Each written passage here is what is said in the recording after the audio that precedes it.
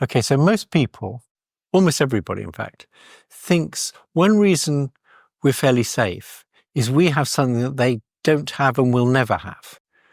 We have consciousness or sentience or subjective experience. If you could show they have subjective experience, then people will be less confident about consciousness and sentience. So let's talk about subjective experience. When I say, suppose I get drunk, and I tell you, I have the subjective experience of little pink elephants floating in front of me. Most people interpret that, they have a model of what that means. And I think it's a completely incorrect model. And their model is, there's an inner theatre, and in this inner theatre, there's little pink elephants floating around, and only I can see them. That's the sort of standard model of what the mind is, at least as far as perception is concerned. And I think that model is completely wrong. It's as wrong as a religious fundamentalist model of the material world. Maybe the religious fundamentalist believes it was all made 6,000 years ago. That's just nonsense. It's wrong. It's not that it's a truth you can choose to believe. It's just wrong.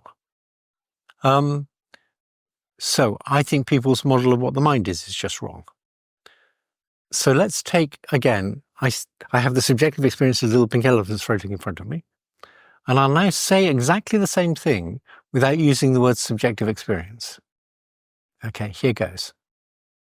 My perceptual system is telling me something I don't believe. That's why I use the word subjective. But if there were little pink elephants floating in front of me, my perceptual system would be telling me the truth. That's it. I just said the same thing without using the word subjective or experience.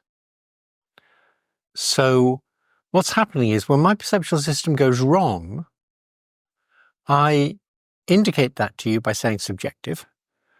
And then, in order to try and explain to you what my perceptual system is trying to tell me, I tell you about a hypothetical state of affairs in the world such that, if the world were like that, my perceptual system would be telling me the truth. Okay. Now let's do the same with the chatbot. So suppose we have a multimodal chatbot. It has a robot arm that can point, and it has a camera, and it can talk, obviously, and we train it up. And then we put an object in front of it, and we say, point at the object. No problem, it points at the object. Then when it's not looking, we put a prism in front of the camera lens. And then we put an object in front of it, and say, point at the object, and it points over there. And we say, no, that's not where the object is. The object's actually straight in front of you, but I put a prism in front of your lens. And the chatbot says, oh, I see. The prism bent the light rays, so the object's actually there, but I had the subjective experience, it was there. Now, if it says that, it's using the word subjective experience exactly like we use them. And therefore, I say, multimodal chatbots can already have subjective experiences. If you mess up their perceptual system, they'll think the world's one way, and it'll actually be another way. And in order to tell you how they think the world is, they'll say, well, they had the subjective experience that the world was like this. Okay, so they already have subjective experience. Now, you become a lot less confident about the other things. Consciousness is obviously more complicated because people vary a lot on what they think it means, but it's got an element of a self-reflexive element to it, a self-awareness element, which makes it more complicated. But once you've established that they have subjective experience, I think you can give up on the idea there's something about them, something about us that they will never have.